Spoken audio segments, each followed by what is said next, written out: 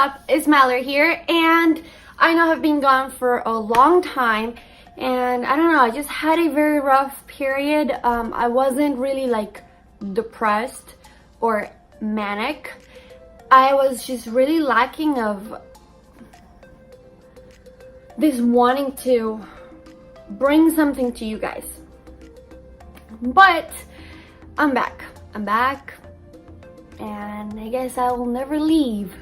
So today I really want to talk about addictions, and I really want to share with you guys one of the biggest addictions I have ever had as a bipolar patient, as a influencer, as a teenager, and as a regular 13-year-old girl.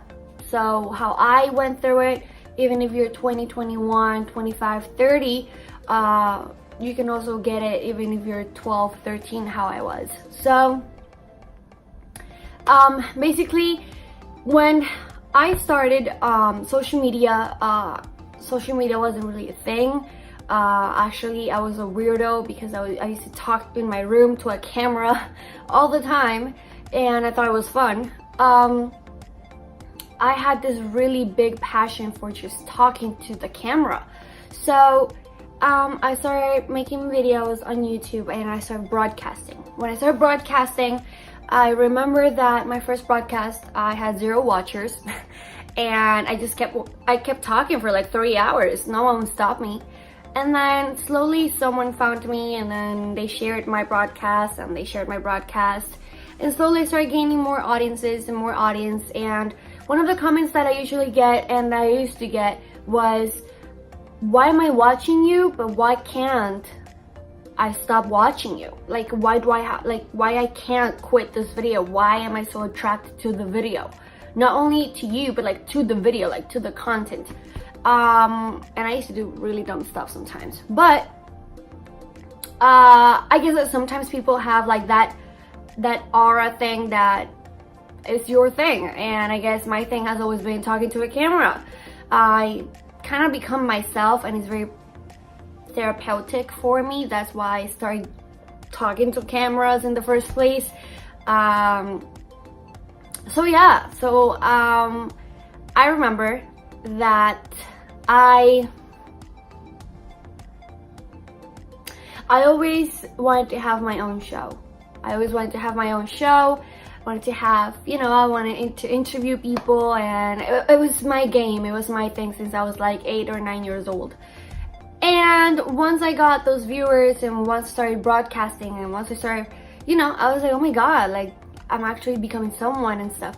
Slowly I started becoming addicted to it. One thing is that it's your job and you like it, or it's your hobby and you like it. And another thing is that you need it in your life for you to function.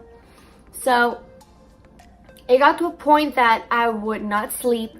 I would sleep broadcasting. I would not eat. My eating habits got even worse. I was struggling with depression, which my mechanism for dealing with my own depression was my viewers. My viewers, I used to tell them everything, and it's good and it's not good to share so much.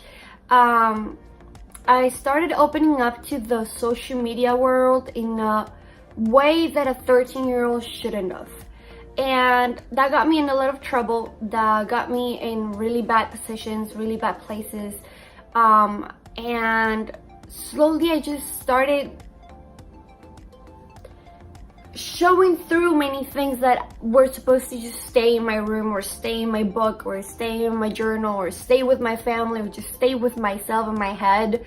And I got to a point that I started getting cyberbullied, and it was really tough, really hard, especially with someone that was suicidal, like me. And I started depending even more on it. So all of the comments were just feeding me to try to handle my own brain. So basically, if I wouldn't get views, if I wouldn't get comments, if I wouldn't talk to my followers, I saw my followers as my family. I saw them as my children. I saw them as my pets. I saw them as like my best friends, my siblings. They were just so connected to me. They were so much part of me, you know. My first date, here in the US, I share them with my followers. My first day of school, I shared it with my followers. Vacations, story times. And when you start opening up so much, you start losing the vision where the line is supposed to go. And in every job, in every hobby, you need to put a line into it. And I didn't. And I started hurting myself even more with the fact that I started obsessing over messages, obsessing over likes, obsessing, and that wasn't even a big thing back then. You know what I mean? Not like now it's a business. Before, it was just like I was a weirdo that liked freaking people online that I couldn't see. It was weird. It was kind of creepy now that I think about it. But they were like kind of like my family, and it really helped me because I learned many things that now I can improve if I come back to social media, which I'm slowly am. And yesterday I made a post on Instagram about how it's really hard for me to be really consistent on my social media without letting myself go into an addiction again. And I think it's really an improvement for me to just understand and kind of visualize when I'm already crossing the line to obsession, because it's very easy for me to just cross that line since I did it since I was very young. So sometimes I just, when I can't stop looking at my phone, sometimes I get twitches, like I get twitches on my fingers, or it's a weird thing that happens. And I know there's many people out there, many influencers, that they just spend their time, their days focused on social media, but at the same time they're not focusing on themselves. And something that I want to bring to my channel, to my Instagram, to my brand, is that you need to start focusing on yourself for you to be on this business or any business. And you need to love it and not become obsessive because of the outcome. Meaning, I love the process of talking to the camera, of editing the video, of uploading the video, of, you know, you need to actually develop a passion for it rather than just think of the money that's going to bring you later on in life or the money that you want right now. So it's just really hard to just, you know, control yourself. You know, one of the biggest addictions nowadays is media. Media makes teenagers addicted. Children, babies. There's babies with iPhones.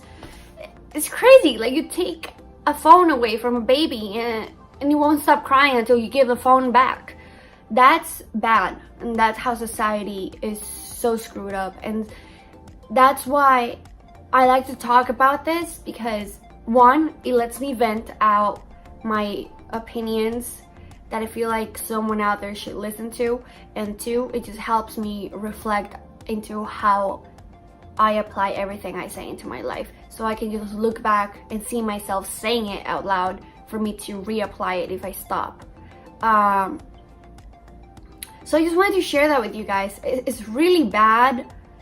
Take care of yourself how you want to take care of your followers or your likes on Instagram or your followers going up and down on Instagram. I hate when people say that their Instagram is their entire life, because it's really not. But that's how this society is working right now. It's crazy how a number can just be everything that you have in your life. Social media friends that you haven't even seen in years can be your entire life, besides your mom and dad, you know. So I just wanted to share that with you guys. I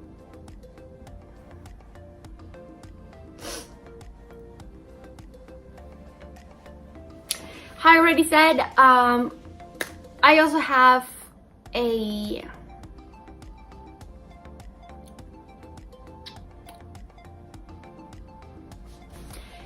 So I hope you guys like this video. It was just like a venting type of video I wanted to do. I just really wanted to let you guys know that you shouldn't let anything become an addiction, anything win over yourself. Don't let your brain get obsessed over something that eventually can harm you instead of bringing you positive stuff.